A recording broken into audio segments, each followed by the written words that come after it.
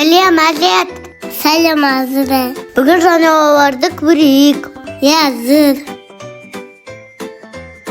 Қарашы, бұл сиыр. Ол үлкен. Бұл сиыр үлкен ғой, жайлап жүріп қой. Мө дейді дауыстап, шөп жеп тұр ол қуанып. Ал мынау сиырдың төлі. Бұзау, кішкентай екен. Ал мынау бұзау, кішкентай бітті. Анасынан қалмайды, жанында жүріп шаттанып. Бұл не? Бұл қой. Бұл қой жүні жұмсақ, аппақ бұлттай домалақ. Жаймен жүріп маңырайды, өзі сондай момын.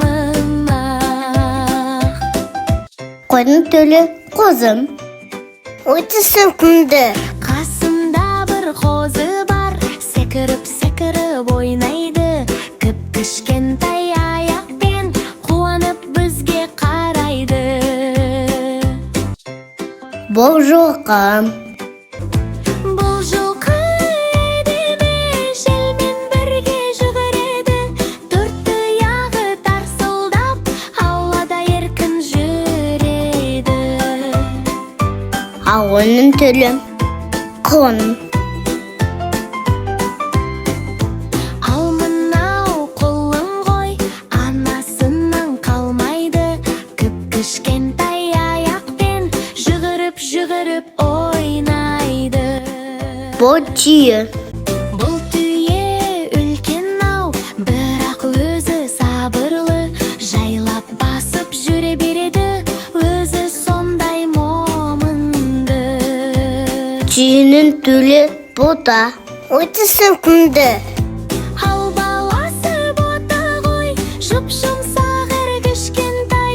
Анасына тығылып, құшақтағысы кеп тұрады. Ай, сиыр бұзау білеміз, қой қозы көреміз.